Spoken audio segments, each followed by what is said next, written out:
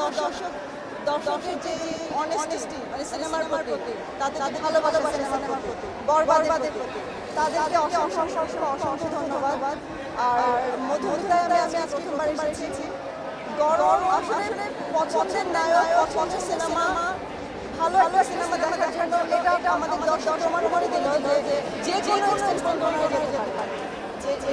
গরম হোক, ঠান্ডা হোক, ঝড় হোক, বৃষ্টি হোক, সিনেমা দেখবে, সিনেমা ভালো হয়। আমরা ভালো বানিয়েছি বলেই আজকে এখানে এসেছি। সো এটা মনে করে আর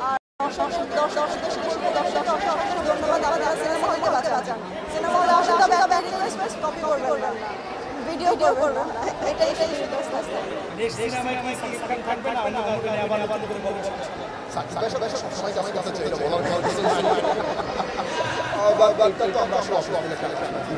আমি 15 দিন আগে সবাইকে আমাদের শাকিব খান বন্ধুদের কাছে হৃদয় ভাই হচ্ছে আশীর্বাদ স্বরূপ। আমাদের রিকোয়েস্ট থাকবে হৃদয় ভাই হারিয়ে যাবেন না। অবশ্যই আমাদের ভক্তদের জন্য শাকিব ভাইকে নিয়ে আপনি আরো বেটার সিনেমা নির্মাণ করার কথা দেন ভাই আজকে।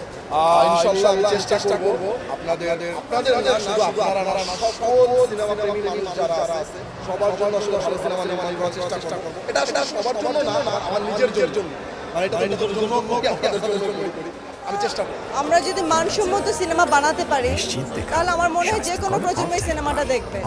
সো আমার বিশ্বাস যে আমরা যা বানিয়েছি এটা একটা, আমরা যদি মানসম্মত সিনেমা বানাতে পারি করার মতো বলেন, আমার মনে হয় যে কোনো প্রজন্মই সিনেমাটা দেখবে।